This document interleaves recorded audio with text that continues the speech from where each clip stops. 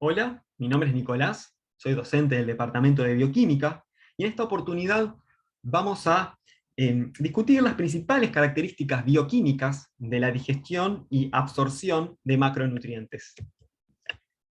Vamos a comenzar definiendo lo que es un nutriente. Un nutriente es una molécula que se encuentra en los alimentos y que debe ser ingerida para satisfacer todas las necesidades fisiológicas de un organismo. Desde el punto de vista nutricional, los nutrientes suelen clasificarse en dos grandes grupos. Por un lado, los macronutrientes y por otro lado, los micronutrientes. Los macronutrientes, que requieren ser ingeridos en mayores cantidades, cuentan además con la característica de que tienen una estructura molecular compleja. Esto determina que para ser incorporados al organismo o absorbidos, requieren un proceso de degradación o de digestión. ¿Cuáles son los macronutrientes que vamos a encontrar en la dieta? Fundamentalmente 4.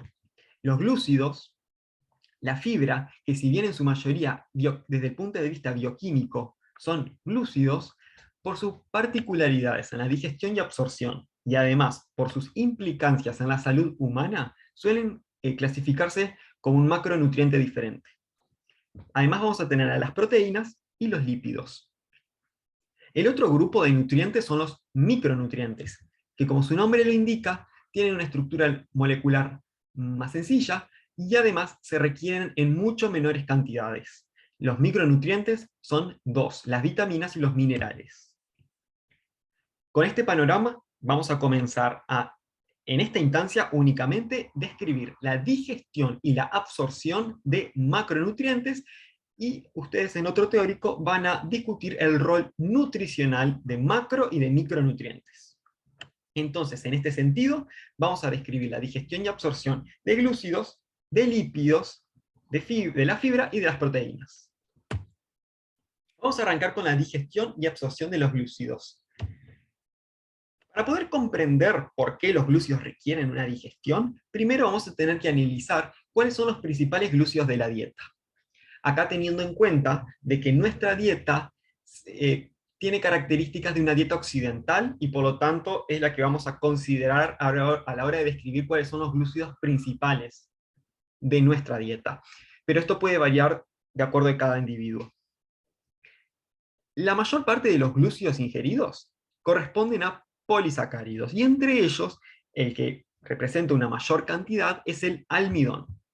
El almidón, como ustedes recordarán, es un homopolisacárido de residuos de glucosa, y puede presentarse en dos estructuras. Una de ellas es la amilosa, y la otra es la amilopectina. La amilosa, como vemos en este esquema de acá, se trata de un polímero lineal de moléculas de glucosa, las cuales una se encuentra unida a la otra a través de un enlace glicosídico alfa 1,4. Eso quiere decir que el carbono 1 de una molécula de glucosa se encuentra unida a través del enlace glicosídico al carbono 4 de la otra molécula de glucosa. Y alfa porque el hidroxilo que formaba parte en el carbono 1 se encontraba hacia abajo, o sea, en posición alfa. ¿Qué sucede con la amilopectina? La amilopectina también consiste en cadenas lineales, pero cada tanto nos vamos a encontrar que se le une otra cadena lineal. Este punto de acá representa lo que es una ramificación. Y si observamos la estructura, la ramificación no es más ni menos que la formación de un enlace glicosídico entre una cadena y otra, pero es un enlace glicosídico diferente, es un enlace alfa 1,6, es decir, que el carbono 1 de un residuo de glucosa se une al carbono 6 de otro residuo de glucosa. Esto es importante tenerlo en cuenta para ver cómo van a actuar las diferentes enzimas que van a degradar los glúcidos. Dado que el almidón es el principal glúcido de reserva energética en vegetales, es lógico que lo vamos a encontrar en alimentos como son los cereales, las legumbres y los tubérculos. En animales, el principal glúcido que se utiliza como reserva energética es el glucógeno. Y cuando consumimos productos de origen animal, entonces también el glucógeno puede formar parte de nuestra dieta. Estructuralmente, el glucógeno es muy similar a la amilopectina, pero la diferencia radica en que el glucógeno se encuentra mucho más ramificado que la amilopectina. Por supuesto que lo vamos a encontrar consumiendo tejidos que almacenen glucógeno, como son las carnes y el hígado. En una menor proporción, dentro de la dieta vamos a encontrar oligosacáridos, fundamentalmente en forma de disacáridos. Estos disacáridos pueden ser la sacarosa, que es el azúcar de mesa, que en realidad es el azúcar extraído de caña o de remolacha. La sacarosa consta de un monómero de glucosa que se une a una molécula de fructosa a través de un enlace glicosídico 1-alfa-beta-2. Observen que acá este hidroxilo en posición 2 se encuentra hacia arriba, o sea, en beta, y ahí es la nomenclatura, de ahí es donde deriva la nomenclatura beta. La maltosa, que se encuentra en la cebada y en todos los cereales de germinación, en realidad son dos monómeros de glucosa unidos a través de un enlace glicosídico alfa 1,4. La lactosa, que es el principal disacárido de la leche y de los productos lácteos que derivan de este mismo, está formado por una molécula de galactosa unida a través de un enlace beta 1,4, observen, el hidroxilo estaba hacia arriba, con una molécula de glucosa. Y por otro lado también podemos consumir trealosa, que son en realidad dos moléculas de glucosa unidas a través de un enlace glicosídico alfa 1,1, cuando consumimos hongos o setas. Y en una menor proporción vamos a encontrar monosacáridos, glucosa y fructosa, principalmente. La vamos a encontrar en miel y en frutas. Entonces, habíamos visto que la digestión es el proceso mediante el cual moléculas complejas que no pueden ser absorbidas como tal, requieren ser sometidas a un proceso degradativo para generación de moléculas mucho más simples que sí puedan absorberse en el enterocito. Y acá tenemos que realizar nuestro primer gran concepto sobre la digestión y absorción de los glúcidos. La única forma que tiene el organismo de absorber glúcidos es en forma de monosacáridos. Si consideramos que la mayor parte de los glúcidos de la dieta son polisacáridos, nos resulta lógico que hay que someter a los glúcidos de la dieta a un extenso proceso de digestión. La digestión de los glúcidos la vamos a estudiar en dos fases. Una fase luminal y una fase de membrana. ¿Qué significa fase luminal? La fase luminal es la digestión de los glúcidos que ocurre en la luz del tubo digestivo, producto de diferentes secreciones de las glándulas anexas del tubo digestivo.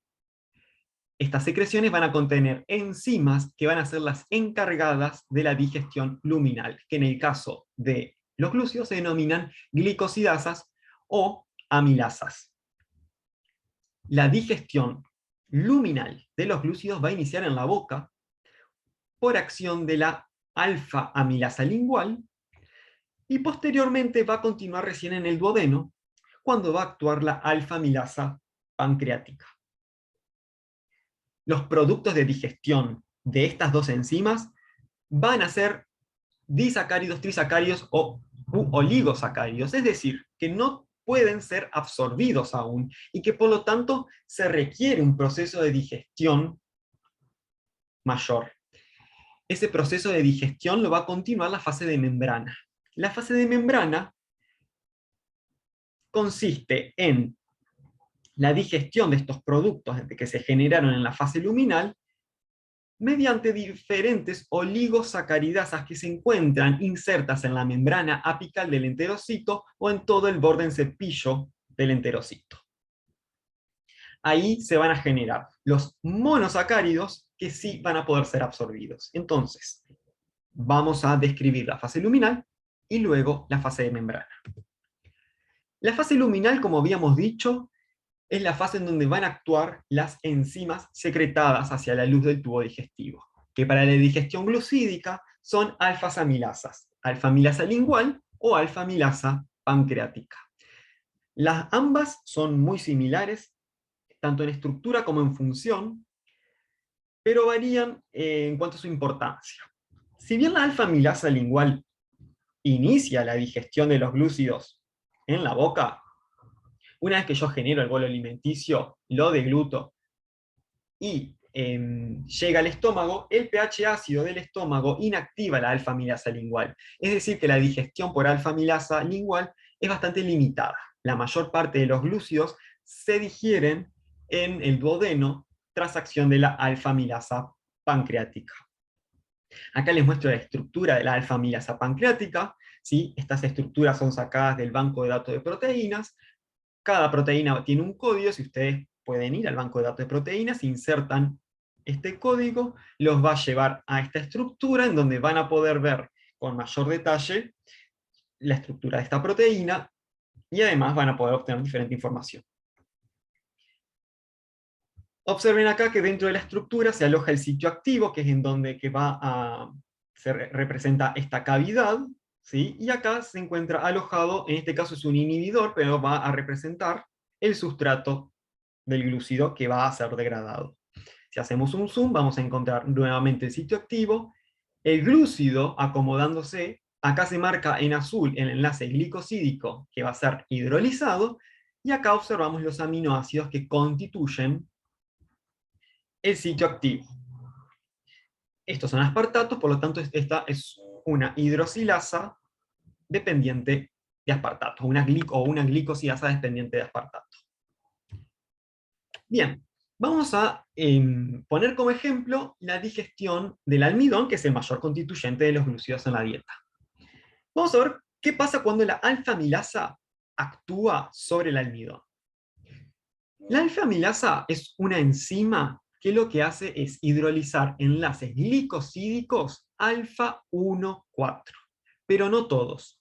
No puede degradar enlaces glicosídicos alfa 1,4 extremos o terminales. Y esto, si observan, ya nos está indicando de que la alfa-amilasa no tiene la capacidad de generar monosacáridos. Siempre va a generar disacáridos u oligosacáridos. La alfa-amilasa sí puede actuar sobre enlaces glicosídicos alfa 1,4 internos, y por lo tanto, cuando actúa sobre la amilosa, va a generar, como productos de digestión, maltotriosa y maltosa. ¿Qué pasa cuando actúa sobre la amilopectina? Bien.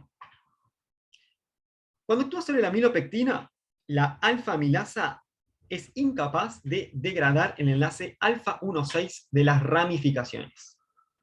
Bien, tampoco tiene la capacidad de hidrolizar los enlaces alfa 1,4 que se encuentran adyacentes a las ramificaciones.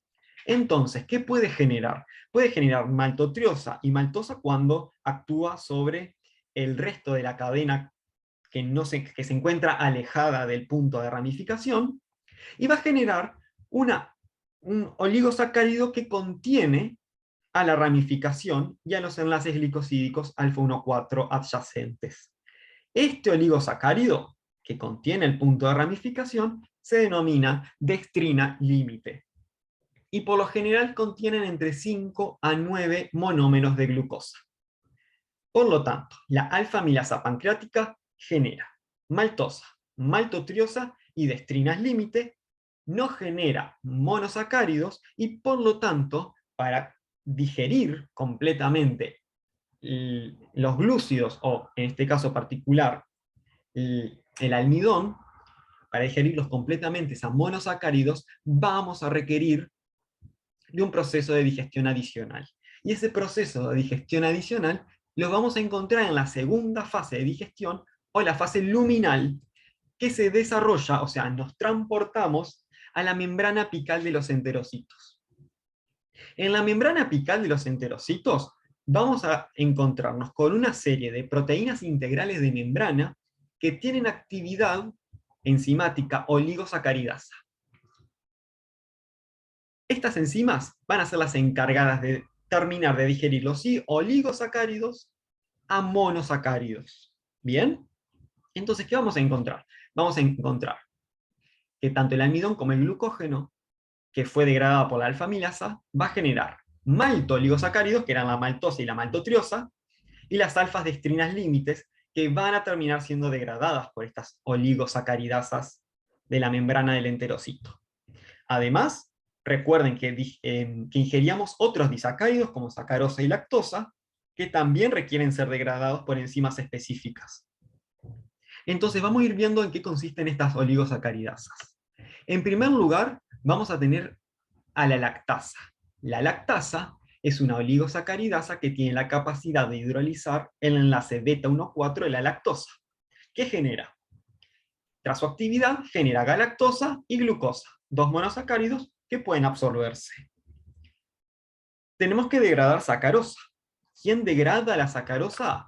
La sacarasa, una enzima que rompe este enlace glicosídico y genera fructosa y glucosa, otros dos monosacáridos también absorbibles. Vamos a encontrar también, acá está indicado como dextrinasa, pero en la bibliografía lo van a encontrar más frecuentemente como isomaltasa, una enzima que tiene la capacidad de hidrolizar el enlace alfa-1,6 de las alfa-dextrinas límites. Por lo tanto, es la enzima que termina degradando los puntos de ramificaciones generados por la alfa-amilasa. La particularidad que tiene que tanto la sacarasa como la isomaltasa en principio se sintetizan como un mismo polipéptido, pero cuando se insertan en la membrana plasmática apical del enterocito, una proteasa rompe a este polipéptido, generando estas dos enzimas, pero que se mantienen unidas de forma no covalente.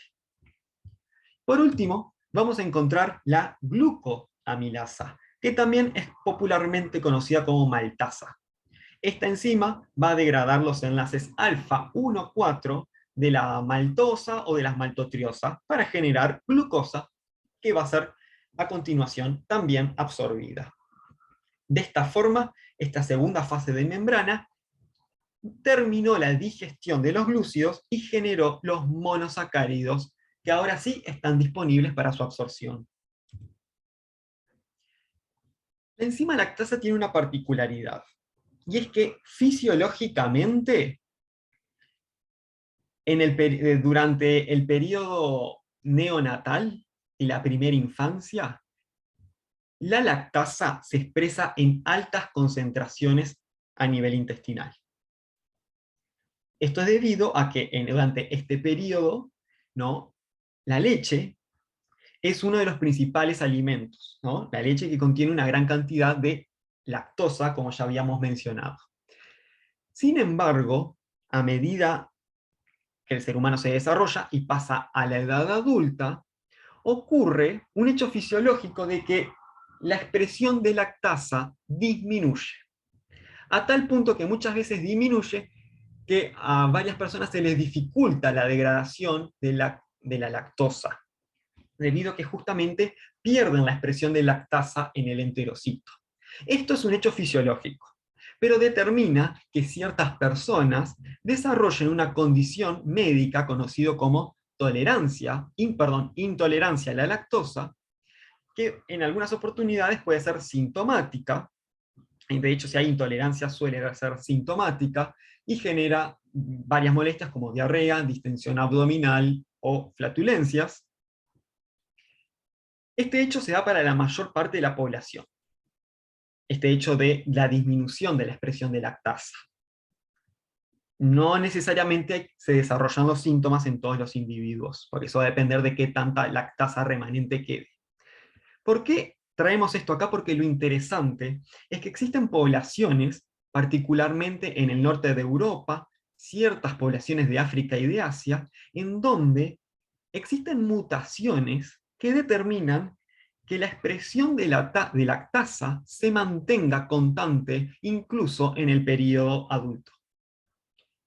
Y lo más curioso aún es que estas regiones estas regiones de la población que mantienen la expresión de lactasa se correlacionan con, con poblaciones en el periodo neolítico que domesticaron precozmente al ganado y utilizaban leche y productos lácteos derivados de lo mismo para su consumo.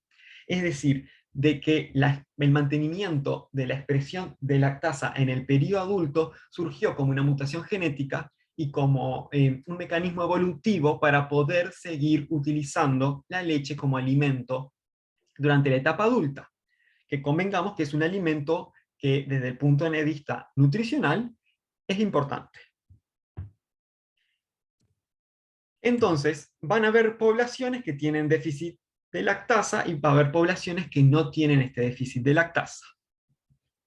Bien, lo curioso de esto es que las mutaciones que se ha visto en esas poblaciones hacen de que durante el periodo, en los adultos que no tienen, que pierden la capacidad de expresar lactasa, existe una represión en la transcripción del gen de la lactasa.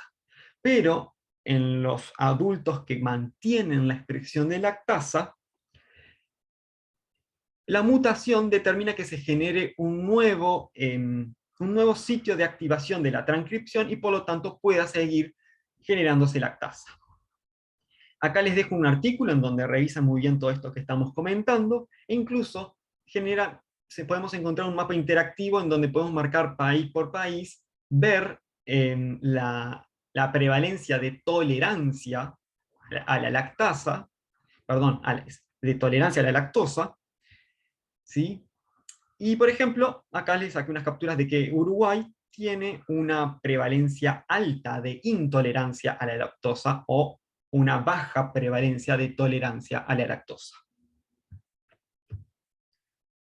En este esquema, finalmente lo que podemos encontrar es cada oligosacaridasa, cuáles son sus sustratos y qué tipo de enlace glicosídico va a hidrolizar. Entonces la maltasa hidrolizaba enlaces glicosídicos alfa 1,4, la lactasa el beta 1,4 de la lactosa, la sacarasa el alfa 1 beta 2 de la sacarosa, y la isomaltasa los enlaces alfa 1,6, o sea, las ramificaciones de las dextrinas límite.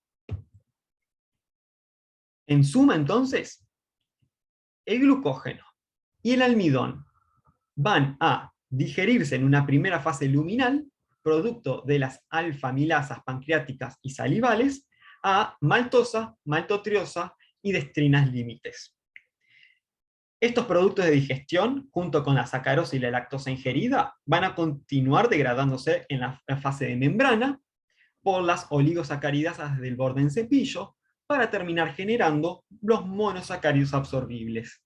¿Qué monosacáridos? Glucosa, galactosa y fructosa. Vamos a ver ahora cómo estos tres monosacáridos se absorben. Se absorben a nivel del enterocito, ¿sí? Galactosa y glucosa tienen un mecanismo de absorción y fructosa tiene otro mecanismo de absorción. Tanto la galactosa como la glucosa se absorben a través de un cotransportador, es decir, una molécula que se denomina SGLT1, que lo que hace es cotransporta glucosa o galactosa, uno a la vez, en cotransporte con dos cationes sodio. Dado que el transporte de estos dos monosacáridos se hace en contra de su gradiente de concentración, porque en el interior del enterocito se encuentran, la concentración es mucho más alta que en el exterior, este proceso debe ser un proceso activo, ¿sí? Un proceso en el que se invierta energía para poder transportar algo en contra de su gradiente de concentración. El recurso que se utiliza es justamente el contraporte de sodio, que se transporta justamente a favor de su gradiente de concentración. Por lo tanto, el transporte de glucosa y galactosa requiere de un gradiente de sodio. ¿Quién mantiene este gradiente de sodio? Lo mantiene una enzima que es la bomba de sodio-potasio ATPasa, que se encuentra en la membrana vasolateral del enterocito, que lo que hace es saca 3 sodios hacia el espacio intersticial e ingresa 2 potasio hacia el intracelular. Esta bomba realiza este transporte hidrolizando ATP. Y a la vez es la que mantiene bajas concentraciones de sodio para que este transportador pueda acoplar el ingreso de estos monosacáridos al ingreso de sodio. Entonces este transporte es un transporte de tipo activo, justamente porque permite el ingreso de monosacáridos en contra de su gradiente de concentración, pero es un transporte activo secundario por el hecho de que no es el SGLT1 el que hidroliza ATP, sino que es la bomba de sodio-potasio ATPasa. Por último, la fructosa va a ingresar a través de un transportador que se denomina GLUT5. Este transportador es un transportador que lo único que hace es permite el pasaje de fructosa de un lado a otro, dependiendo de cómo se encuentre el gradiente de concentración de fructosa. Por lo tanto, el ingreso de fructosa es un tipo de transporte pasivo, porque se va a mover a favor de su gradiente de concentración, pero como está mediado por un transportador, GLUT5, es un transporte pasivo facilitado. Una vez que la glucosa y la fructosa ingresaron al enterocito, van a tener que salir hacia el espacio intersticial, y lo hacen a través de un transportador denominado GLUT2, también inserto en la membrana vasolateral del enterocito. Allí pasan al espacio intersticial, luego a la circulación portal, y por último a la circulación sistémica. De esta forma completamos lo que es la digestión y la absorción de los glúcidos de la dieta. Ahora vamos a tener que encargarnos de la fibra. El concepto de fibra ha sido modificado y se ha comprendido a lo largo del tiempo, y actualmente llegamos a una definición bastante compleja pero interesante, que nos va a poder ayudar bastante a comprender realmente de lo que es la fibra dietética. Miren, la fibra dietética es, lo indica acá como parte comestible de plantas, o bien hidratos de carbono análogos, es decir, no necesariamente tiene que ser extraído de los vegetales, sino que además puede ser sintetizado. Que no es que no se digieran ni se absorban, sino que son resistentes a la digestión y a la absorción por el intestino delgado. Pero tienen que cumplir de que tienen que sufrir un proceso de fermentación completa o parcial en el intestino grueso, que va a estar a cargo de las bacterias de la microbiota intestinal. ¿Qué puede ser la fibra dietética? Pueden ser polisacáridos, oligosacáridos, o incluso no tienen que ser glúcidos, como por ejemplo ahora les voy a mostrar la lignina. Sí, tienen que cumplir otra característica la fibra, además de lo que hemos visto, es de que tienen que promover beneficios fisiológicos. Bien, como por ejemplo un efecto laxante al ayudar a la formación de las materias y a promover el tránsito intestinal, disminuir los niveles de colesterol en sangre y además atenuar el pico de glucosa luego de una ingesta rica en glúcidos. Acá les dejo una tabla en donde pueden encontrar los diferentes constituyentes de la fibra. Algunos son polisacáridos, otros oligosacáridos, algunos son análogos, y otros inclusive no son glúcidos. Acá les muestro la estructura de una de las más características de la fibra, que es la celulosa.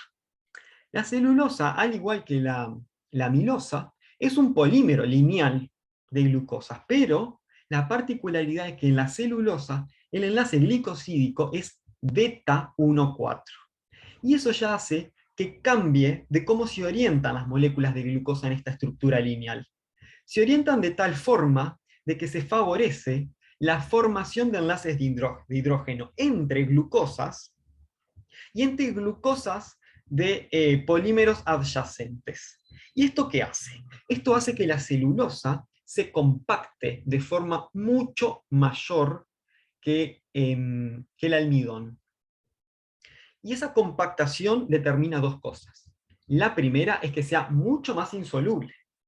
Y la otra es que además de ser insoluble, la hace resistente a la acción de las amilasas. O sea que es difícilmente digerible. No que no sea completamente digerible. Y por otro lado les traje la lignina, porque la lignina acá no saca la idea de que necesariamente la fibra dietética son glúcidos, sino que pueden ser inclusive compuestos fenólicos que están enlazados uno al otro a través de una cadena linfática. La lignina en la pared vegetal lo que hace es otorga estabilidad y rigidez a las fibras de celulosa. Vieron que forman todo un entrecruzado. Entonces, estas estructuras son resistentes a la digestión por las enzimas.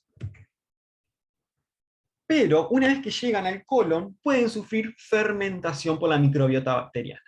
Y cuando las bacterias fermentan, parte de la fibra ingerida, tienen la capacidad de generar una serie de compuestos que son ácidos grasos de cadena corta. Y esos ácidos grasos de cadena corta pueden absorberse, y ahí sacamos el mito de que la fibra no se absorbe. Parte de la fibra puede absorberse en forma de ácidos grasos de cadena corta, como acetato, propionato y butirato. El acetato pasa inclusive a la circulación y puede a nivel hepático ser degradado para obtención de energía, o inclusive el propionato tiene la capacidad de disminuir la actividad de esta enzima, la beta-hidroxi beta-metilglutaril coenzima reductasa, que van a ver que es la enzima encargada de la síntesis de colesterol, y por lo tanto, de esta forma la fibra tiene la capacidad de disminuir la concentración de colesterol en sangre. El butirato puede ser utilizado por los colonocitos para la obtención de energía, pero también se ha visto de que tanto acetato como butirato tienen la capacidad de mediar ciertos efectos mucho más allá del hígado, como por ejemplo a nivel del sistema nervioso central, inclusive modular la neurogénesis, la memoria y el desarrollo cognitivo, y también la inflamación a nivel del sistema nervioso central. Todo esto forma parte de los efectos beneficiosos de la fibra, que van a verse atenuados si uno tiene dietas bajas en fibra.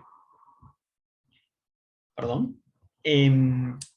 ¿Qué puede afectar una dieta baja en fibras? Bueno, podemos tener un tránsito fecal lento y eso favorece la aparición de estreñimiento y de divertículos.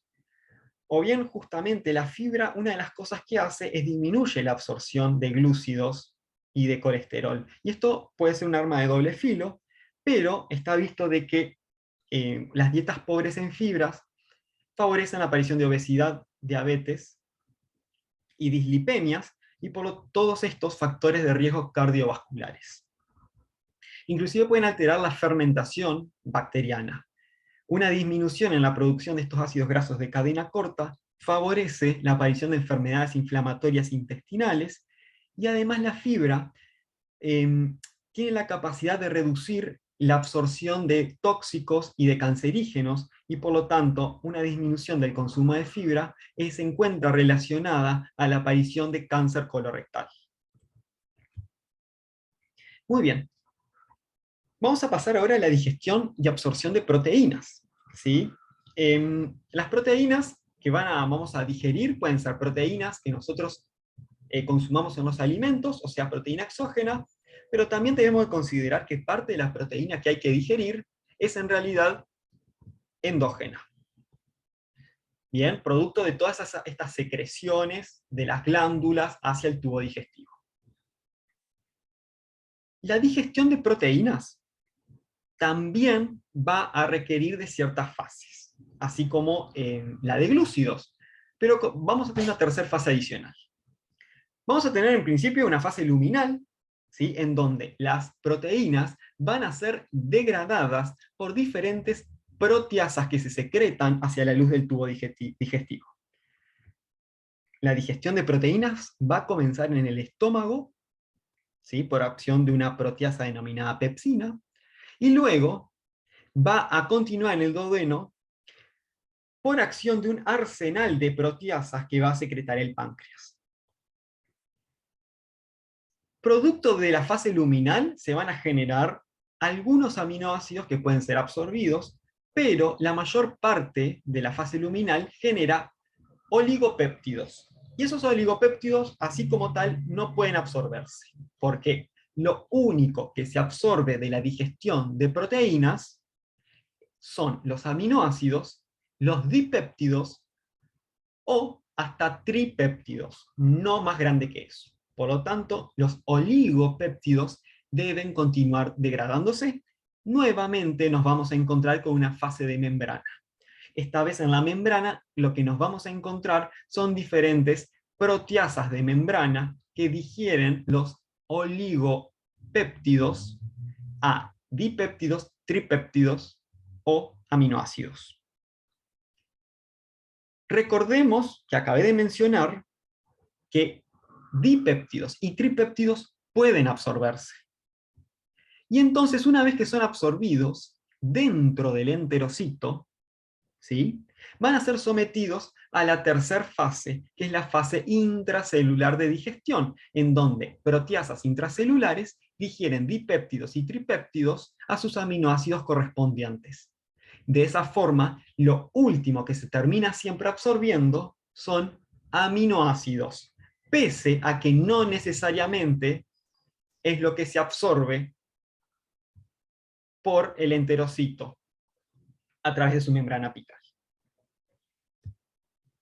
Dentro de la digestión de proteínas nos vamos a enfrentar con un montón de enzimas proteolíticas, es decir, proteasas. Las proteasas tienen como mecanismo general la hidrólisis de esta estructura que ven acá, que es el enlace peptídico, ¿sí? Hidrolizan el enlace peptídico y rompen a la molécula, generando, o pueden ser dos oligopéptidos, o pueden ser dos aminoácidos, y esto, como muestra acá, es un dipéptido. Eso va a depender de qué tan grande sea el sustrato. Vamos a encontrar dos grandes tipos de proteasas, nos vamos a ir encontrando.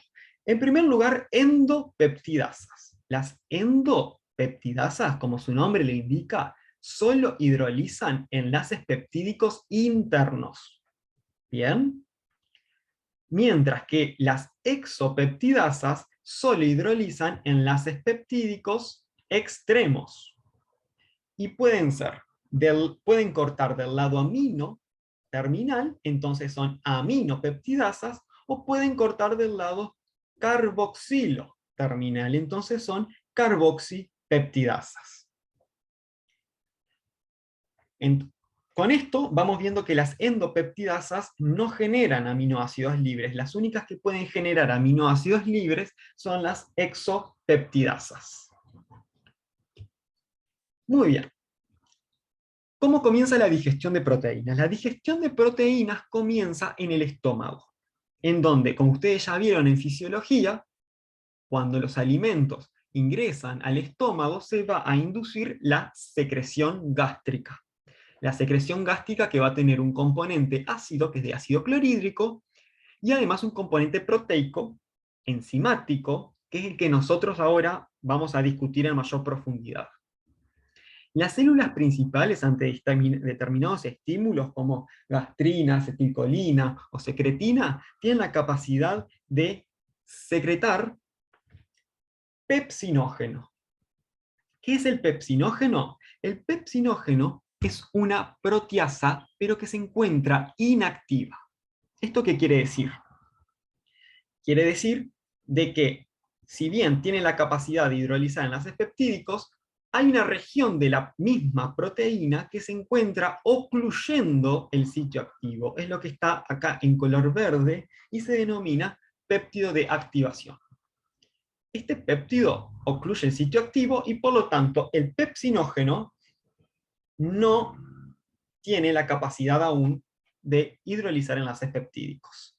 Esta secreción de proteasas en forma inactiva se denomina zimógeno. Bien, un zimógeno, es una proteasa inactiva. Para que se active el pepsinógeno, esta región de la proteína, este péptido, que está ocluyendo el sitio activo, tiene que liberarse, tiene que romperse. Es lo que se llama proteólisis limitada. Yo limito degradar la proteína en esta región para que esta porción que está inhibiendo al pepsinógeno se retire y se active. Las primeras moléculas de pepsinógeno tienen una capacidad de autoactivación cuando se encuentran con el pH ácido del estómago. Y esto es importante la secreción de zimógenos y es importante de que haya un entorno específico para la autoactivación. ¿Por qué? Que sean secretadas como zimógenos, ustedes recuerdan que estos son proteasas. Y esto determina de que estas proteasas inicialmente son sintetizadas dentro de la célula. Son proteasas que degradan proteínas y dentro de las células hay proteínas. Entonces, si yo sintetizo las proteasas directamente de forma activa, corro el riesgo de digerir mis propias proteínas y, por supuesto, de que la célula se muera. O sea, que haya una lisis o una autodigestión. Esto se evita de dos formas, secretándola a la enzima como simógeno, y por otro lado, que el entorno adecuado para la activación de este simógeno esté dado fuera de la célula, ¿no? O sea, dentro del tubo digestivo. En este caso, dentro del estómago. El pH ácido, inicialmente entre 3 y 5, permite que pequeñas cantidades de pepsinógeno rompan este péptido de activación, lo pierdan, y por lo tanto, el sitio activo ven ahora que queda libre, y el pepsinógeno se transformó en pepsina, que es la proteasa activa. Se forman en principio pequeñas cantidades de pepsina, pero ahora la pepsina tiene una capacidad de autocatálisis. Es decir, la propia pepsina tiene la capacidad de convertir el pepsinógeno en pepsina porque hidroliza, rompe este péptido de activación. O sea que la pepsina, una vez formada en pequeñas cantidades, tiene la capacidad de generar más pepsina, o sea, genera un estallido de pepsina. Bien, tenemos entonces al principio la autoactivación y después la autocatálisis. De esta forma yo genero una gran cantidad de pepsina a nivel estomacal. La pepsina es una, como habíamos dicho, es una endopeptidasa que es dependiente de aspartato porque en su sitio activo requiere de residuos de aspartato. Que como observamos en este gráfico de actividad enzimática en función del pH, la máxima actividad de la pepsina se adquiere a pHs entre 3 y 2. Bien, una vez que la pepsina, por ejemplo, llega al duodeno, que es en donde donde es activa la tripsina, que es otra proteasa que ya veremos, la pepsina se inactiva. Bien, o sea que la pepsina solamente es activa a pH ácido en el estómago. Es una endopeptidasa, pero eso no significa que rompa todos los enlaces peptídicos internos, porque las peptidasas tienen especificidad hacia cierto tipo de enlace peptídico. Por ejemplo, la pepsina solamente hidroliza enlaces peptídicos internos que se encuentran adyacentes a residuos aromáticos, como la tirosina y la fenilalanina, o de cadena ramificada, como la leucina. No rompe ningún otro enlace peptídico interno. De acá tenemos que concluir dos cosas. La primera, la actividad de la pepsina en el estómago solamente genera oligopéptidos. Bien. Esta actividad, lógicamente, que es coadyuvada por la desnaturalización de las proteínas que ocurren por el propio pH ácido. Pero solo genera oligopéptidos. Y segundo, está demostrado que la actividad de la pepsina no es necesaria para la completa digestión de las proteínas. Y esto se ve, por ejemplo, en pacientes que por determinadas patologías requieren una resección gástrica completa, que por supuesto no van a tener secreción de pepsina, y la digestión de las proteínas en estos pacientes es completamente normal. Esto no significa que no ayude, pero no es indispensable. Muy bien, una vez que los productos de digestión de la pepsina llegan al estómago, como ustedes ya habrán visto en fisiología, se induce la secreción pancreática. La secreción pancreática va a tener una secreción acuosa con bicarbonato, rica en bicarbonato, que va a acidificar, perdón, que va a alcalinizar el pH ácido, el contenido ácido que viene del estómago, y además va a tener una secreción proteica, y en esa secreción proteica nos vamos a encontrar con un arsenal de proteasas que sí son indispensables para la digestión de las proteínas. ¿Qué proteasas nos vamos a encontrar? Bien.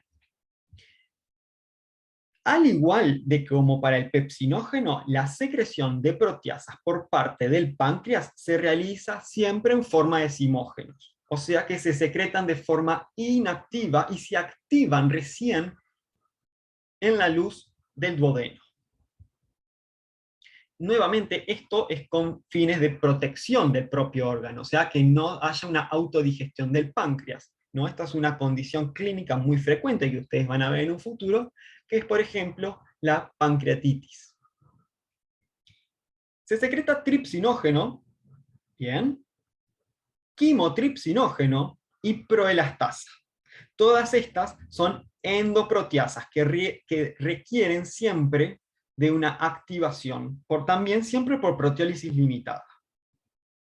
Además comienzan a aparecer exopeptidasas, o sea que acá sí, todo este arsenal de peptidasas pancreáticas va a degradar los oligopéptidos, pero también al aparecer carboxipeptidasas, vamos a empezar a generar una pequeña cantidad de aminoácidos. Acá tenemos las procarboxipeptidasas A y la B, que solamente degradan enlaces peptídicos del extremo carboxilo terminal. Estas enzimas, y ahora vamos a ver, van a tener que ser activadas, bien, van a pasar a su forma activa, tripsina, quimotripsina, elastasa, carboxipeptidasa A y B. Una de las más importantes es la tripsina, que se secreta en forma de tripsinógeno, o sea, como simógeno inactivo. Ven acá, en verde está la porción de la tripsina que debe ser clivada, porque si no, es la porción que está ocluyendo el sitio activo de proteólisis. El páncreas tiene un mecanismo adicional para evitar de que la tripsina se active. En caso de que alguna molécula de tripsina se active a nivel intracelular, el páncreas además tiene la capacidad de sintetizar y secretar en conjunto una molécula que se denomina inhibidor de tripsina. Este inhibidor de tripsina tiene la capacidad de unirse al sitio activo de la tripsina en caso de que haya habido una activación precoz de la tripsina dentro de las células del páncreas o dentro de los canalículos. Es como un doble mecanismo para asegurarnos de que la activación de la tripsina realmente se efectúe a nivel de la luz del tubo digestivo. ¿Cómo se activa la tripsina? Bien, el pasaje de tripsinógeno a tripsina requiere de una proteasa adicional, que se denomina enteropeptidasa. La enteropeptidasa es una proteasa que es sintetizada por los enterocitos y se encuentra en la membrana apical de los enterocitos. Se sintetiza como proenteropeptidasa y otra proteasa a su vez, la duodenasa o la misma tripsina también, si ya estaba activada, genera enteropeptidasa. Esto a nivel de la membrana, nos tenemos que imaginarlo a nivel de la membrana del enterocito.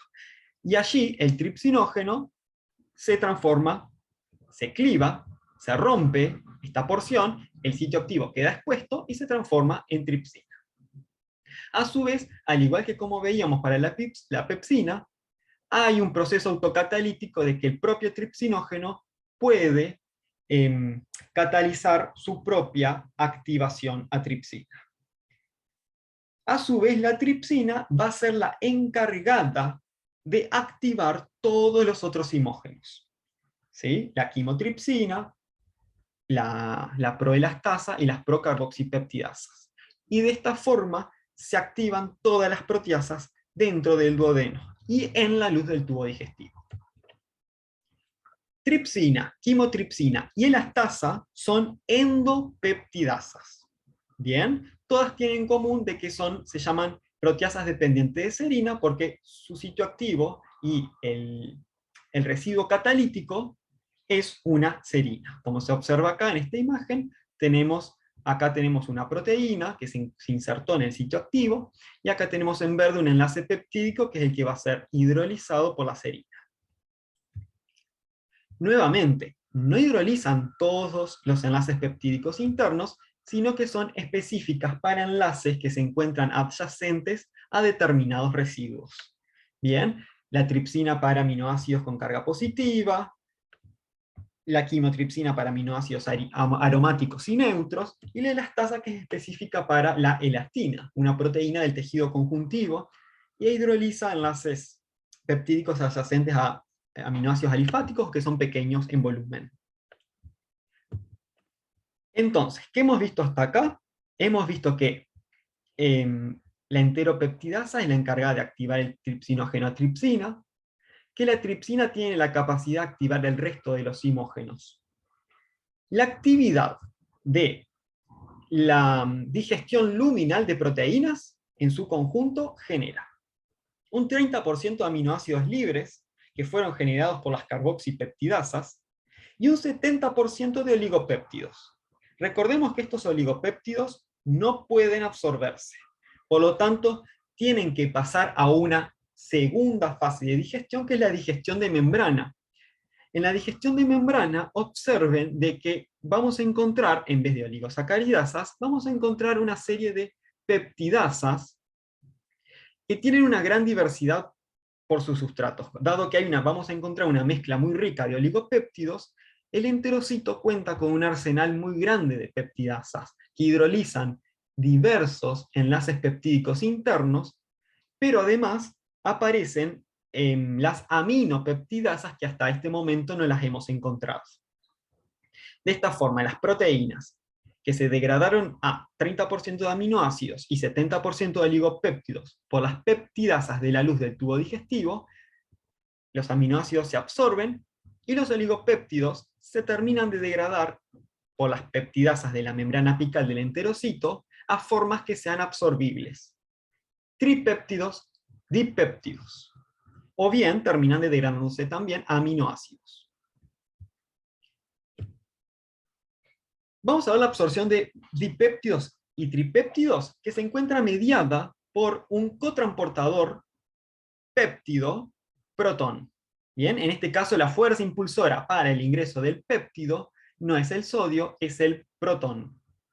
Bien, el péptido que ingrese hacia el interior del enterocito ya directamente pasa a la tercera fase de digestión, que es la fase intraluminal, en donde las peptidasas del tubo digestivo, las peptidasas intracelulares del enterocito degradan el dipéptido o el tripéptido a aminoácidos. Y estos terminan saliendo por transportadores específicos de aminoácidos de la membrana basolateral. Para mantener este gradiente de protones, este gradiente de protones se mantiene por un cotransportador protón, que se lo saca para afuera, sodio. Y a la vez este gradiente de sodio, por supuesto que es mantenido también por la bomba de sodio y potasio ATPasa. O sea que en definitiva es necesario nuevamente el gradiente de sodio. Bien, también es un transporte activo secundario. La absorción de aminoácidos en forma directa como aminoácido se realiza a través de una serie de transportadores específicos. Recuerden que los aminoácidos tienen cada uno sus propias características: aminoácidos neutros, básicos, ácidos, aromáticos, y eso hace que la variedad de transportadores de aminoácidos que tengamos que tener es relativamente alta. Pero los podemos clasificar en estos 4 grupos que los tenemos acá. Cualquiera de ellos, por lo general, transporta aminoácidos en cotransporte con sodio, con un sodio. Bien, por lo tanto es dependiente del gradiente de sodio, nuevamente generado por la bomba de sodio y potasio ATPasa. Y nuevamente los aminoácidos terminan saliendo del enterocito a través de transportadores específicos también de la membrana basolateral hacia la circulación portal. Acá les muestro un experimento interesante para gatillar un tema importante con respecto a la absorción de aminoácidos. En este experimento lo que se hace es, a un ratón, en principio, de forma intravenosa se le inyecta glutamato marcado radiactivamente, ¿bien? Y lo que hacen estos experimentadores es van midiendo en plasma la aparición de glutamato marcado radiactivamente. Lógico que cuando se le inyecta intravenoso, el glutamato aparece enseguida en plasma, pero a determinado punto pasan a darle no por forma intravenosa, sino en sonda nasogástrica, o sea, previa a la absorción por el enterocito. ¿Qué es lo que ocurre? Que cuando lo paso por sonda nasogástrica, dejo de detectar glutamato marcado radiactivamente en plasma. ¿Bien? Es como si el enterocito no está dejando pasar el glutamato marcado radiactivamente. Pasa lo contrario, que cuando yo primero le doy al ratón glutamato por sonda nasogástrica, no detecto en plasma el glutamato, pero cuando lo paso a dar de forma intravenosa, rápidamente lo detecto. Y entonces acá cabe cuestionarnos, ¿qué está pasando con el glutamato en el enterocito? ¿Por qué no me deja pasarlo a la circulación portal? ¿Por qué no aparece en plasma cuando yo lo paso por sonda nasogástrica? Observen de que este comportamiento no se da para otros aminoácidos, como por ejemplo fenilalanina. Sea que lo paso por sonda nasogástrica o se lo inyecto directamente de forma intravenosa, aparece en plasma fenilalanina. ¿Qué pasa con el glutamato en el enterocito? El enterocito tiene un metabolismo bastante activo de aminoácidos. Y ocurre algo particular. La mezcla de aminoácidos que yo generé en la luz intestinal no es igual a la mezcla de aminoácidos que yo voy a obtener en sangre portal. ¿Y esto por qué? Porque hasta un 10% de los aminoácidos son consumidos por el enterocito para suplir sus propias necesidades energéticas, pero además cumple un rol muy importante. No deja pasar casi ni glutamina y mucho menos glutamato. ¿Por qué? Porque el glutamato, recuerden de que cumple funciones como neurotransmisor. Entonces imagínense de que si yo obtengo una gran cantidad de glutamato y la absorbo completamente, la concentración de glutamato luego de una comida puede aumentar tanto que puede ser neurotóxica por sus propios efectos neurotransmisores. Entonces el enterocito evita que ese tipo de aminoácidos pasen a la circulación. ¿Cómo lo hace? Bueno, particularmente con la glutamina, hay una enzima que es la glutaminasa, que degrada glutamina a glutamato. ¿Bien? Y el glutamato dentro del enterocito va a sufrir un tipo de reacción que las van a estudiar más adelante y que por lo tanto no voy a entrar en detalle, que se denominan reacciones de transaminación, en la cual el glutamato pasa el grupo amino a un alfa-cetoácido, pero aunque en fin y al cabo yo obtengo otro aminoácido diferente al glutamato, que en este caso es alanina, que no cumple ningún rol como neurotransmisor y es bastante segura para que ingrese a la circulación portal. Bien, entonces simplemente quería comentarles esto de que el metabolismo de los aminoácidos en el enterocito es muy particular y sobre todo para este tipo de aminoácidos como la glutamina y el glutamato, y cumple un rol protector importante. Por último, cabe destacar que hemos visto que para digerir y absorber una proteína, mejor dicho, para absorber una proteína requiere un proceso de digestión previo. Esto no es así para recién nacidos, por ejemplo, en donde tienen un sistema, un aparato digestivo inmaduro, que por lo tanto no pueden someter sus proteínas a digestión. Además, la absorción de proteínas en el recién nacido cumple un rol nutricional e inmunológico, porque las inmunoglobulinas de la leche materna, ¿sí?, son absorbidas, deben ser absorbidas por el recién nacido justamente para ayudar en la inmunidad de todavía un organismo que se encuentra en desarrollo. Entonces, la absorción de proteínas en los recién nacidos se da fundamentalmente mediante exocitosis, es decir, se captan las proteínas enteras y de esa forma se absorbe. Es importante porque justamente las inmunoglobulinas de esta forma no se digieren y se pueden absorber directamente.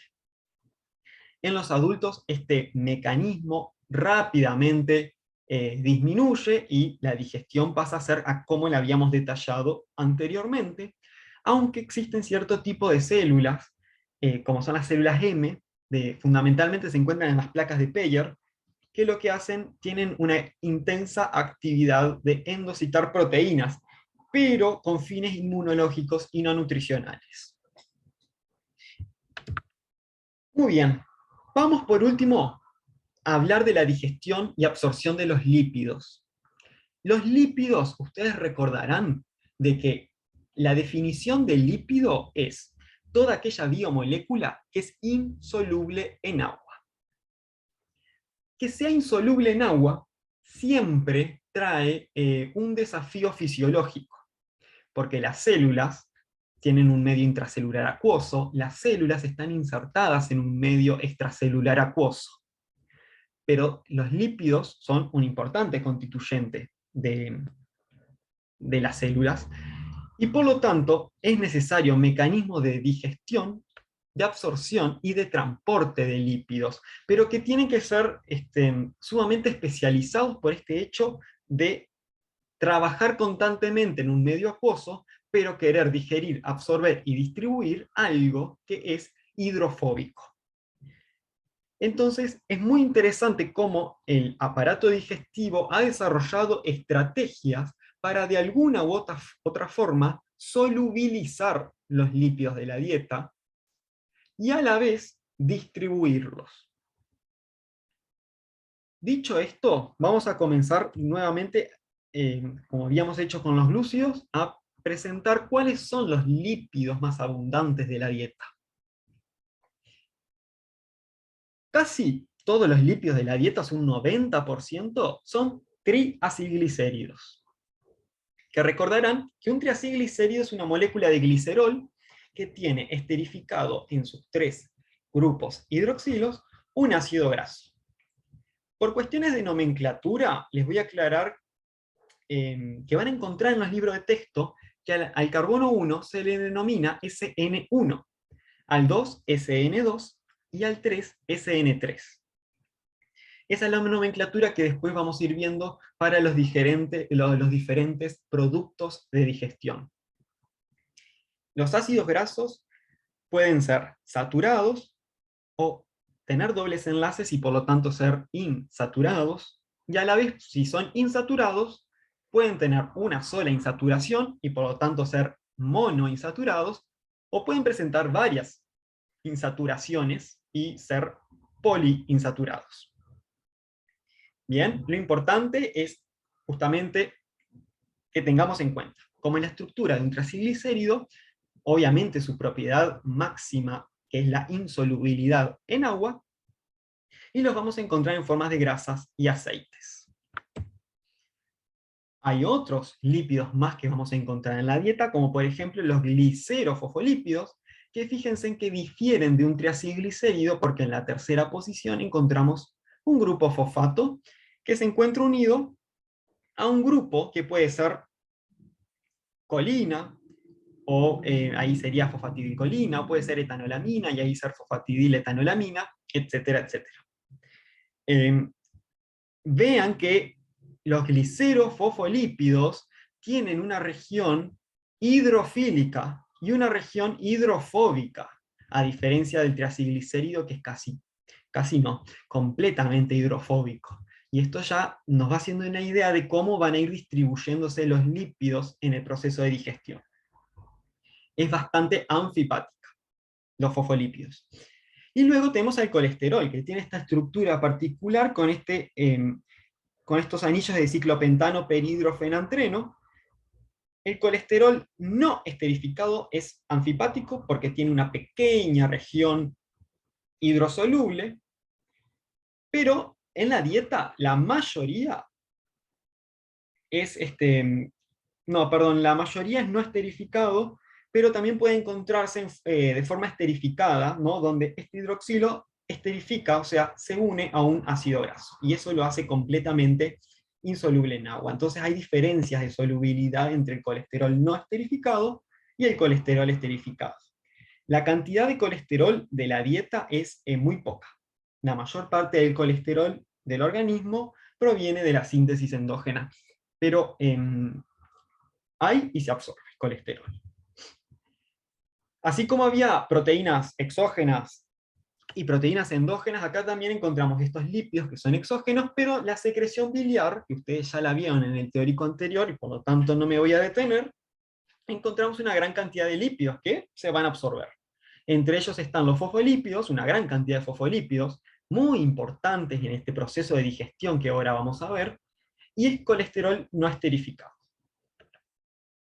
Otra parte de los lípidos pueden provenir de la propia descamación de los epitelios, ¿no? De las membranas plasmáticas de las células epiteliales de los enterocitos. Bien. vamos a entrar de lleno en digestión. Pero antes vamos a ver vamos a hablar generalidades de esta estrategia que ha diseñado el aparato digestivo para digerir, o mejor dicho, para solubilizar los lípidos y que puedan ser digeridos. Los lípidos van a someterse a lo que se llama un proceso de emulsión, es decir, a un proceso de emulsificación de los lípidos. ¿Qué es una emulsión? Una emulsión es un mecanismo mediante el cual dos lípidos que son, dos líquidos que son inmiscibles, ¿sí? O sea, que no se mezclan entre ellos, ¿sí? Que generan una fase, que generan, perdón, dos fases, una fase lipídica y luego una fase acuosa, en caso que los dos lípidos inmiscibles sea el agua y el aceite. La emulsión es el proceso por el cual estas dos fases que se generaron acá se transforman en una serie de gotitas de emulsión. Es lo que se llama una dispersión de la fase oleosa, o sea, del aceite.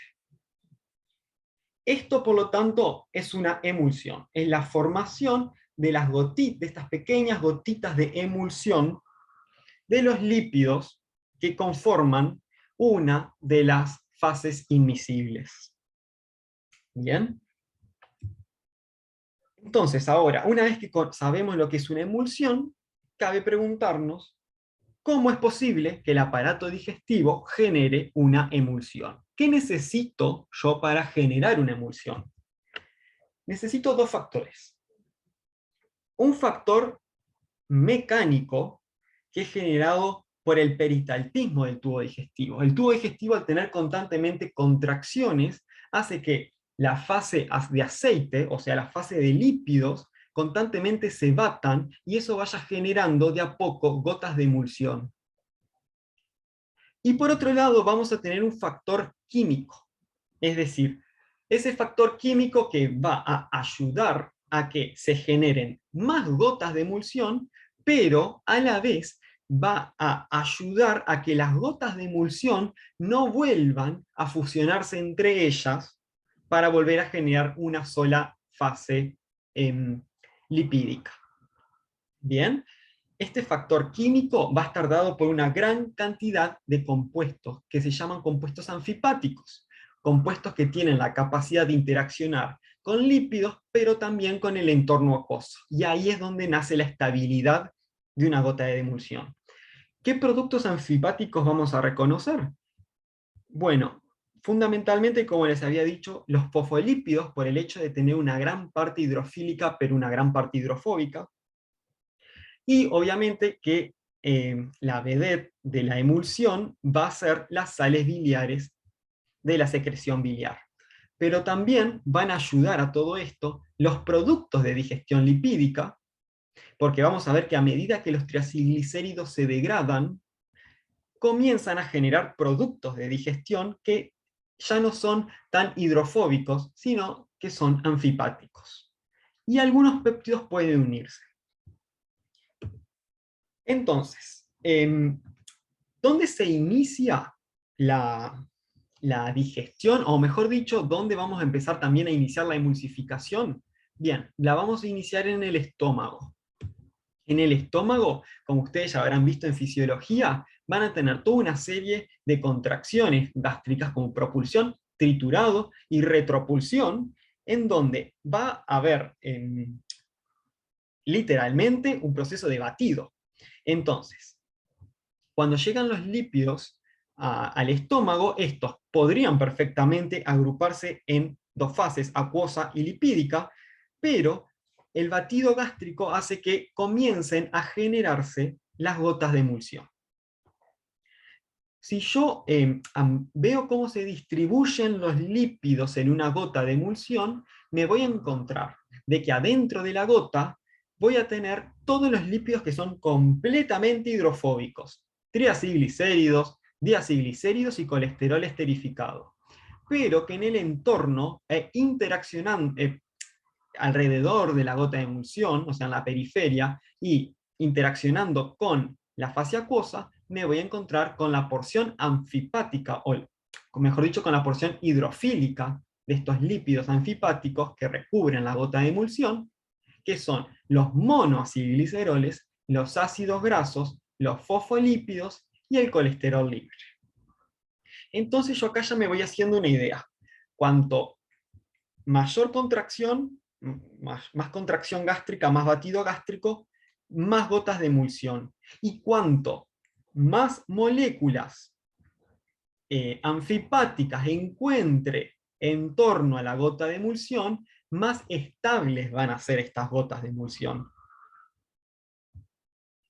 Las gotitas en principio se generan, como habíamos dicho, por la contracción. Y estos productos anfipáticos se generan por acción de enzimas digestivas, denominadas lipasas. ¿Bien? Así como teníamos las glicosidasas, así como teníamos las proteasas, acá vamos a tener las lipasas. Entonces, en conjunto, la peristalsis gástrica y las lipasas, que en el estómago es la gástrica, van a generar una emulsión de los lípidos de la dieta bastante estable. Bien. ¿Por qué es necesario generar una emulsión? Porque las lipasas, en general, trabajan en lo que se llama la interfaz agua-aceite. Es decir, para que la lipasa gástrica comience a degradar los triacilglicéridos, que ahora vamos a ver cómo lo hace, debe interaccionar con la interfaz. ¿Bien? Con esta región de acá, con este límite entre el lípido y el agua. ¿Y eso qué significa? Que cuanto más superficie yo tenga, mayor va a ser el área en donde la lipasa va a poder actuar. ¿Y cómo genero yo una mayor superficie? Bueno, haciendo que una fase, que es completamente, en este caso que están todos agrupados en una sola fase, se dispersen justamente en varias gotas de emulsión. Entonces yo aumento el área interfacial de los lípidos para que la lipasa gástrica pueda actuar. Y cuando actúa, genera productos de digestión más anfipáticos, o sea, con regiones hidrofílicas, que pueden acomodarse en torno a la gota de emulsión y van de a poco estabilizando la emulsión y por lo tanto solubilizando a los lípidos. Bien, esto puede resultar un poco complejo, tómenselo con tiempo, retrocedan tantas veces como tengan que retroceder.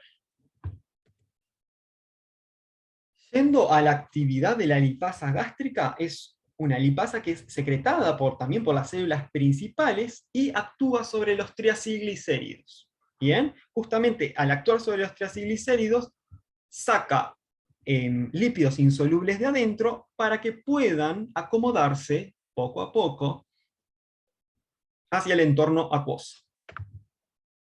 Bien, ya habíamos dicho que actúa en la interfaz agua-aceite, o sea, que en la periferia de esta gota de emulsión, pero que actúa, bien, no actúa en todos los ácidos grasos de un triacilglicérido, sino que prefiere la posición SN3, es decir, que hidroliza este ácido graso de acá, hidroliza este enlace.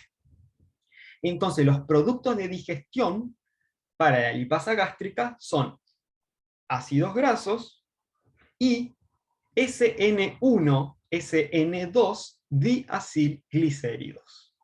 Bien, los ácidos grasos que prefiere a su vez la lipasa gástrica son ácidos grasos de cadena corta y media. Y acá hay una particularidad de que los ácidos grasos de cadena corta y media que se generan en la luz estomacal pueden directamente, al ser pequeños e hidrofóbicos, pueden directamente ser absorbidos por la mucosa gástrica. No tienen que necesariamente pasar al duodeno y absorberse en los enterocitos. Esto no ocurre con los ácidos grasos de cadena larga. Bien.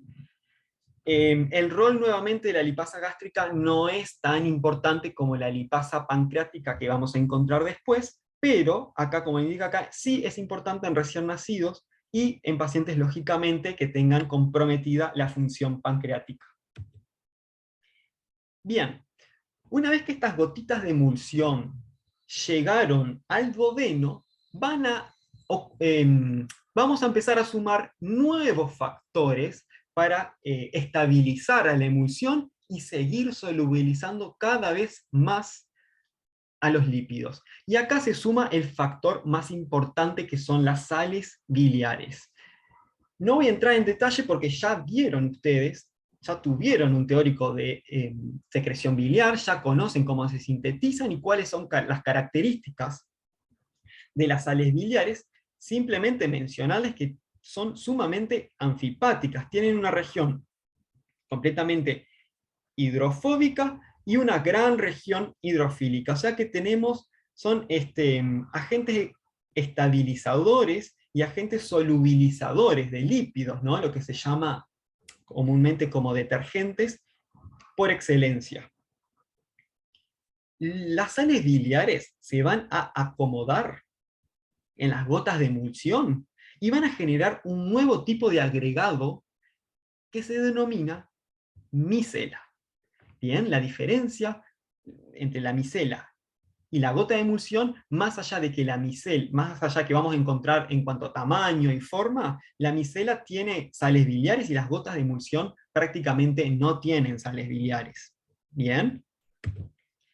Como ven acá, una sal biliar se acomoda, ¿sí?, en lo que era una gota de emulsión, de tal forma que solubiliza aún más a estos lípidos, ¿sí?, y forma esta estructura que se denomina micela.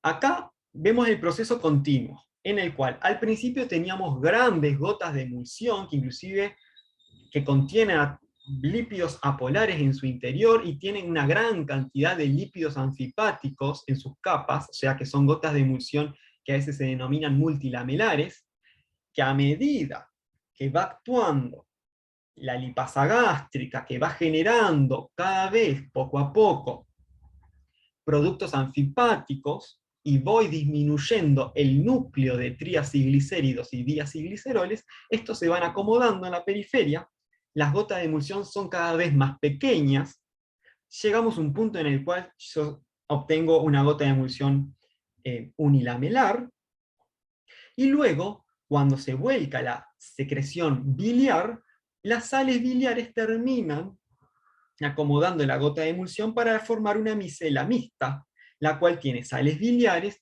y una gran cantidad de fosfolípidos que también se volcaron junto con la secreción biliar. La micela mixta es el último punto de solubilización de los lípidos que vamos a ver. Es la forma más soluble en la que yo puedo entregarle los lípidos al enterocito. Entonces, ya en el duodeno, además de generar las micelas, mi último factor adicional para terminar de digerir los lípidos es la acción de la lipasa pancreática. La lipasa pancreática, que también, como muestra en este esquema, actúa sobre la interfaz agua-aceite, o sea, en la interfaz de la micela va a actuar.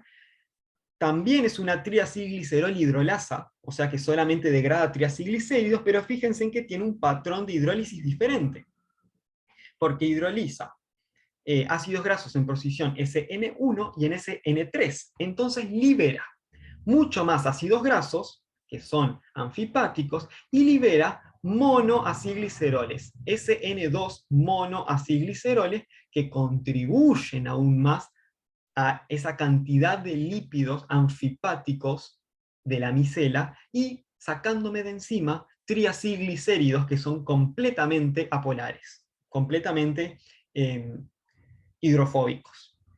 Y entonces ahí tengo una micela cargadita, bien, de varios lípidos anfipáticos y pocos lípidos que son completamente hidrofóbicos.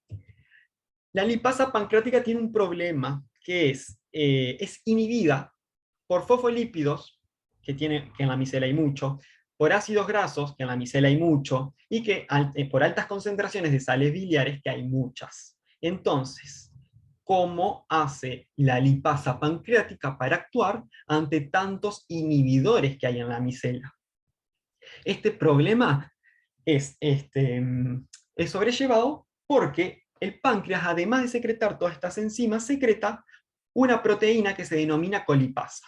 En realidad, secreta una procolipasa, pero la tripsina la activa por proteólisis limitada nuevamente a colipasa. ¿Qué es lo que hace la colipasa? Tiene dos grandes roles. La primera es cuando la colipasa se une a la micela, despeja todos los lípidos que inhiben a la lipasa pancreática. Bien, dejando solo un pequeño entorno de lípidos que son sustratos de la lipasa pancreática y despeja los lípidos que inhiben a la lipasa pancreática. Además, la colipasa, además de despejar los lípidos que inhiben a la lipasa pancreática y de atraer a los lípidos que deben ser degradados, permite el anclaje de la lipasa pancreática a la micela. De esta forma, la colipasa es sí o sí necesaria para que actúe de forma correcta la lipasa pancreática. Y termina de digerir todos los triacilglicéridos que carga la micela. Lógicamente que el resto de los fosfolípidos que habíamos presentado al principio también van a requerir de enzimas específicas. Por ejemplo, la fosfolipasa 2 degrada los fosfolípidos de la dieta y la colesterol esterhidrolasa degrada los ésteres de colesterol. Nuevamente, la digestión de estos lípidos genera productos anfipáticos que siguen y siguen contribuyendo a la emulsificación y a la solubilidad de todos los lípidos. Este esquema muestra las diferentes lipasas que fuimos viendo. Bien, simplemente se los dejo para que tengan todos los conceptos más organizados. Y este esquema lo que muestra es en suma de cómo yo paso de una fase completamente lipídica y de a poco, con la lipasa gástrica y con los movimientos peristálticos, voy de a poco generando gotitas de emulsión, y cuando se le añade las sales biliares y la acción de la lipasa pancreática con la colipasa, yo termino generando la micela, que como habíamos dicho, la micela es la forma más soluble en que le entrego los lípidos al enterocito. Y ahí es cuando tenemos que ver la absorción. La la micela, lo que hace es, en una pequeña área, concentra una gran cantidad de lípidos. Es decir, que además de solubilizarlos, otra de las funciones de las micelas es lo que se llama aumentar la concentración efectiva. Es decir, que la micela, al agrupar un montón de lípidos, genera un gradiente de concentración, donde acá hay muchos lípidos y dentro del enterocito hay pocos, y por lo tanto genera un gradiente que permite la difusión y el intercambio de lípidos entre micela y enterocito. De hecho, la absorción de lípidos tiene tres mecanismos. El primero es la difusión, justamente por este gradiente de lípido generado por la micela cuando se acerca al enterocito. Dos es incorporación de los lípidos a la membrana apical, es decir, los lípidos pueden traslocarse directamente desde la micela hacia la membrana apical del enterocito. La micela no se absorbe, ¿bien? La micela no colisiona con el enterocito, simplemente queda acá en la periferia, liberando los lípidos. O bien, por transportadores, es decir, tenemos en la membrana apical del enterocito transportadores específicos, bien, que tienen la capacidad de aceptar. Son estos transportadores, de hecho, son translocadores y proteínas de unión de ácidos grasos. De esta forma, los lípidos que acabamos de digerir se incorporan al enterocito por estos tres grandes mecanismos. Una vez que los ácidos grasos y los dos monoacilgliceroles entran al enterocito, el enterocito se encarga de volver a construir los triacilglicéridos, es decir, todo el trabajo que nos había llevado degradarlos, ahora el enterocito vuelve a resintetizar los triacilglicéridos. Bien, el fundamento de esto va a estar dado de cómo se distribuyen los triacilglicéridos en la circulación. Bien, que era otro de los grandes problemas a los cuales nos íbamos a enfrentar, pero eso lo van a enfrentar en otro teórico, pero ese es el justificativo por el cual, ¿por qué el enterocito se toma el trabajo de volver a resintetizar los triacilglicéridos? ¿Cómo se resintetiza un triacilglicérido dentro del enterocito? Bueno, hay dos vías, la vía del monoacilglicerol y la vía del ácido fosfatídico. Es muy simple. En realidad, en la vía del monoacilglicerol, ¿sí? Un ácido graso se reacciona y con 2-monoacilglicerol, ¿sí? Por una enzima que se llama 2-monoacilglicerol aciltransferasa, que lo que hace es resintetiza un diacilglicerol, y por último, una diacilglicerol aciltransferasa une un tercer ácido graso para resintetizar el triacilglicerol. Esta vía es la más importante en condiciones post-ingesta. En condiciones interingestas, la vía del ácido fosfatídico es la que se desarrolla principalmente, en el cual no se utiliza 2-monoacilgliceroles, porque si yo no ingiero lípidos no tengo 2-monoacilgliceroles, pero sí el glicerol lo puedo sintetizar a partir de glucosa, y luego voy añadiendo uno a uno los ácidos grasos, para generar un triacilglicérido, que ahora veremos enseguida, va a ser empaquetado en una estructura macromolecular denominada lipoproteína. Por último, tenemos que absorber colesterol. La absorción de colesterol libre de la dieta, ¿sí? Se hace a través de un transportador que se denomina Newman-Peak 1-like-1, que lo que hace es, mediante endocitosis, atrapa el colesterol que se encuentra en el medio extracelular, lo endocita y lo libera dentro del enterocito. Y ese colesterol se esterifica nuevamente y también se empaqueta en esta lipoproteína que se llama kilomicrón. Justamente la absorción de los lípidos termina en juntar todos los lípidos que yo absorbí en el enterocito y empaquetarlos en una estructura denominada kilomicrón. El kilomicrón es la lipoproteína de síntesis enteral. ¿Qué es una lipoproteína? Van a tener un teórico específico de lipoproteínas, pero para que entendamos algo, una lipoproteína es una estructura en la cual son más o menos esféricas, que en su interior se alojan una gran cantidad de lípidos apolares, y una periferia en donde se organizan los lípidos anfipáticos, y a su vez en donde se insertan proteínas específicas que se denominan apolipoproteínas. La lipoproteína que se sintetiza en el enterocito con los lípidos que absorbimos recién se denomina kilomicrón. ¿Qué tiene el kilomicrón característicamente? Los lípidos de la dieta, entonces su mayor contenido son triacilglicéridos, y en un menor contenido va a tener fosfolípidos, colesterol esterificado, y también recordemos que va a haber las vitaminas liposolubles. Bien, vitamina A, vitamina E, vitamina K. Bien, ¿cómo se sintetiza rápidamente un kilomicrón? Bien, los monoacilglicerol y los ácidos grasos que absorbimos, los sintetizamos de vuelta en un triacilglicéridos como ya habíamos visto. Ese triacilglicérido va a agruparse en una partícula redondita de grasa, que se va a juntar con la apolipoproteína B48, que es la característica de un kilomicrón, para formar lo que se llama un prekilomicrón. Ese prekilomicrón, que fue sintetizado en el retículo endoplasmático, es exportado al aparato de Golgi. Allí se modifica, se le añaden más lípidos hasta que se exocita lo que se llama un kilomicrón naciente, con todos los lípidos de la dieta, reconstituidos en triacilglicéridos, colesterol nuevamente esterificado, bien, y las vitaminas liposolubles.